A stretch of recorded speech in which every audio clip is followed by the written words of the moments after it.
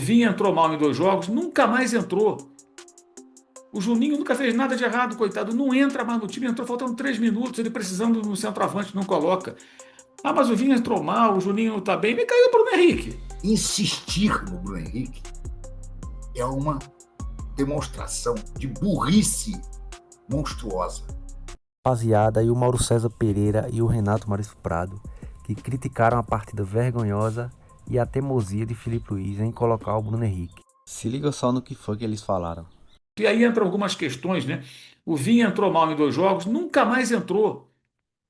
O Juninho nunca fez nada de errado, coitado. Não entra mais no time, entrou faltando 3 minutos, ele precisando no centroavante, não coloca.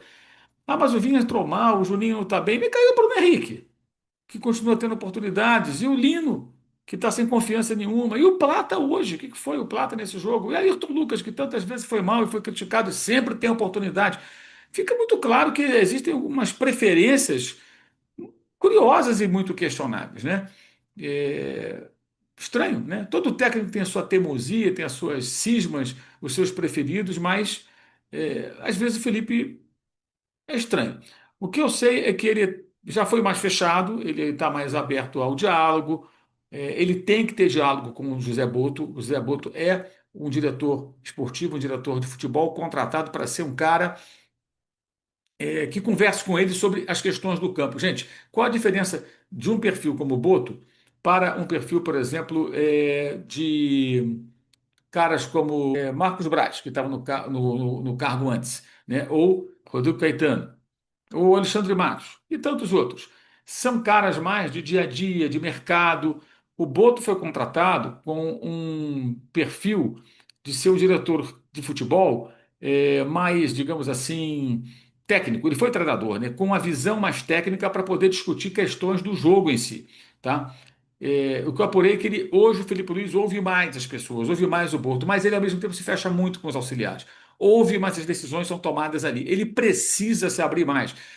Não necessariamente que seja o Boto obrigatoriamente a vida inteira, mas ele é o cara que está do lado dele, é o cara mais experiente do lado dele. Se o Boto não for capaz de conversar com ele, passar boas referências, ideias, experiências, é, é, então o Boto trabalhou com outros treinadores, tem uma visão, uma experiência já no futebol. Se não fosse o Boto, que fosse um outro profissional que estivesse ali, ele tem que ouvir a pessoa, ele tem que trocar ideia, ele tem que se abrir mais, não pode se fechar só com seus auxiliares, que são jovens também como ele. Então, quando eu falo do Boto, que o Boto é o cara que está ali. O Boto tem que acrescentar alguma coisa também a ele na palavra técnica, né? Me parece meio óbvio isso, né? Existem alguns entendimentos dentro do Flamengo, dentro da diretoria, de que o Felipe Luiz precisa se preocupar com alguns detalhes. Uma avaliação, inclusive, que eu já apurei, por exemplo, além de uma certa teimosia, né? Ele insiste em jogar pelo meio. Isso é uma observação que eu faço, que eu sei que lá dentro isso às vezes gera questionamentos até no elenco.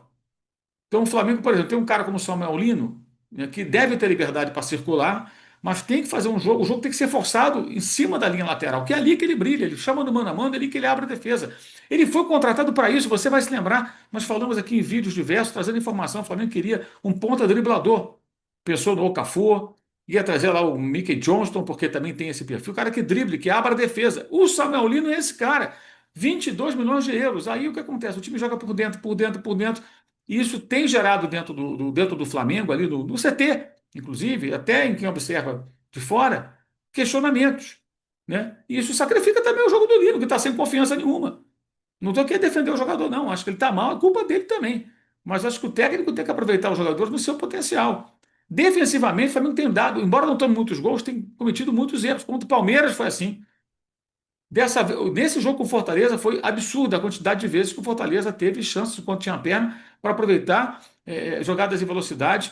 Ele insiste no 4-2-4 muitas vezes. Hoje, nesse jogo com o Fortaleza, 2 homens no meio campo, porque o Arrascaeta é um atacante.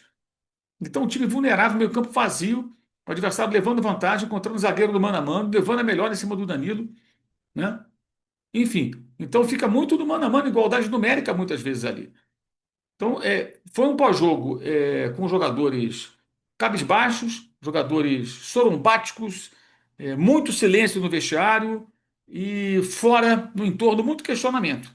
Muitos questionamentos. Não significa que alguém queira mandar o Felipe embora, nada disso, nada disso. mas as pessoas estão tentando entender certas posições do técnico. E as teimosias, não é só a torcida. O que a torcida tem falado, a ala, digamos assim, mais observadora e razoável da torcida e crítica, né, sem ser falar mimimi, sem achar que nada presta, já repercute lá dentro. E o Felipe tem que se abrir, cara, para ouvir pessoas conversar, ouvir as críticas construtivas que venham de fora também. Vejamos como ele vai fazer para quarta-feira. Agora o Flamengo tem que rapidamente se mobilizar, né? Para quarta-feira conseguir a vaga na final da Libertadores. Agora, a atuação foi um negócio realmente lamentável, indesculpável, impossível de compreender. E agora vejamos como vai ser para quarta-feira. Que esvaziou os pneus e o Racing vem faminto, disposto a tudo, né? Perder faz parte do esporte. Perder acontece, mas há derrotas e derrotas.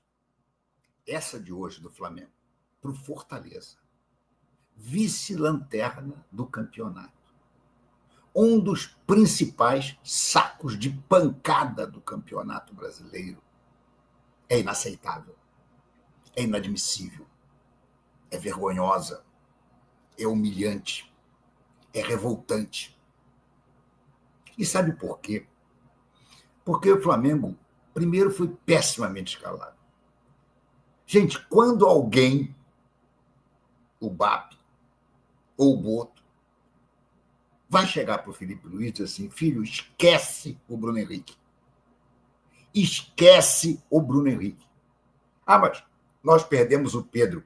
Esquece o Bruno Henrique mesmo assim. Para jogar com o Bruno Henrique de centroavante, é melhor botar um Cone dentro da área. Ah, mas o Cone não vai fazer nada, não vai fazer gol. Não. Mas, de repente, uma bola bate nele, quem sabe? No Bruno Henrique, se bater, não vai para o gol. O Bruno Henrique não consegue, gente, mais controlar a bola. O Bruno Henrique briga com a bola. E é uma coisa especialmente dolorosa para os torcedores do Flamengo, que o tiveram durante anos a fio como ídolo, com justiça. Ele merecia, ele jogava um futebol espetacular. Mas acabou, gente. O Bruno Henrique acabou. E um técnico como o Felipe Luiz, que se pretende inteligente, se pretende inovador, insistir no Bruno Henrique é uma demonstração de burrice monstruosa. Idiotice. Me desculpe, Felipe, mas você hoje foi burro. Se fosse no Maracanã, era para a torcida terminar o jogo te chamando de burro, porque foi o que você foi hoje. Não é possível que você não veja. Gente, você é jogador de futebol, foi um cracaço. Não é possível que você não veja o que todo mundo vê, o que a torcida inteira vê, o que a imprensa inteira vê.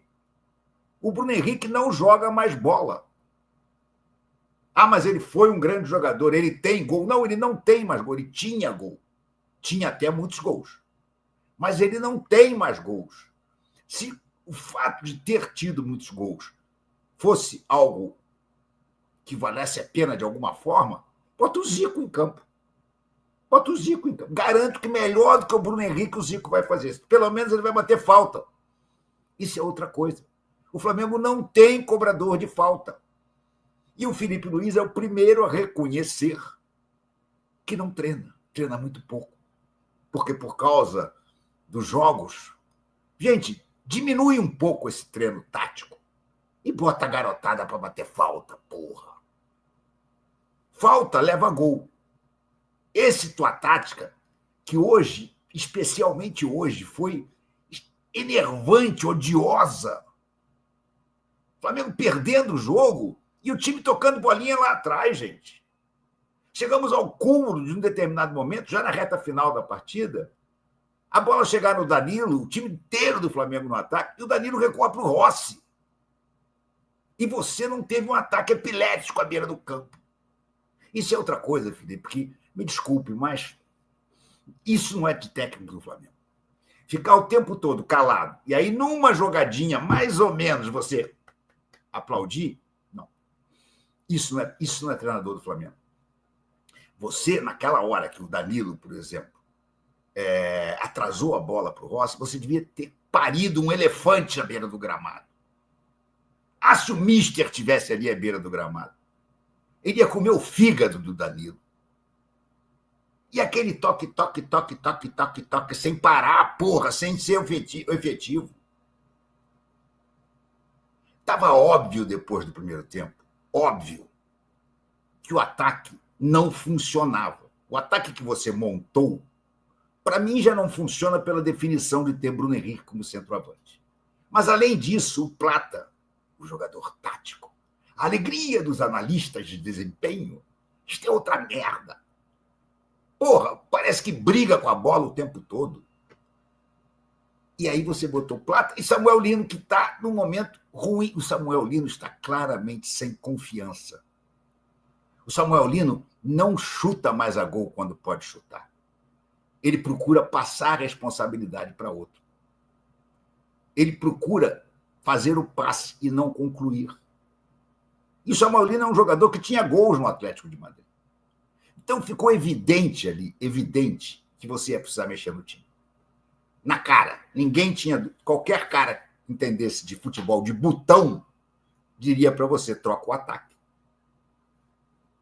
Ele voltou no intervalo com o mesmo time.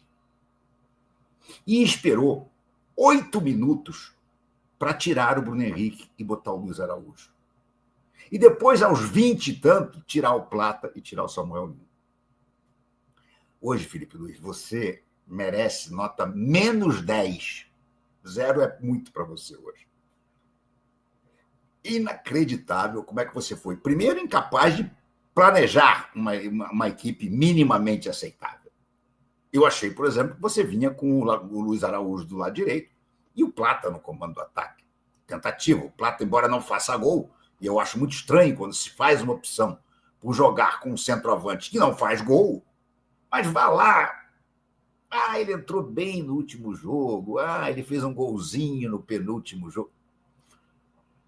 A diferença, e estou longe de dizer que é craque, mas a diferença quando entra o Alessian, da dimensão do ritmo, da vontade. Hoje ele não fez maluquice, pelo menos isso. Eu concordo que ele é uma granada sem pino. Mas aquele seu ataque, você no intervalo tinha que ter trocado. E aí você espera 8 minutos e gasta uma janela, na verdade gasta 2 janelas de substituições, para fazer o que você poderia ter feito no intervalo. Isso dá, inclusive, um recado importante para o adversário. Olha, o Flamengo voltou com outro ataque. Opa! Mas você tem, Felipe, e isso é grave, estou considerando isso cada vez mais grave, você tem a preocupação de não ficar mal com ninguém. O jogador não gosta de ser substituído no intervalo, então eu não troco. Meu time está uma merda, mas eu não troco. É inadmissível, Felipe. É inadmissível. Essa derrota de hoje pode não somente ter enterrado de vez as chances do Flamengo no Brasileiro, como ter encaminhado uma desclassificação na quarta-feira, na Argentina.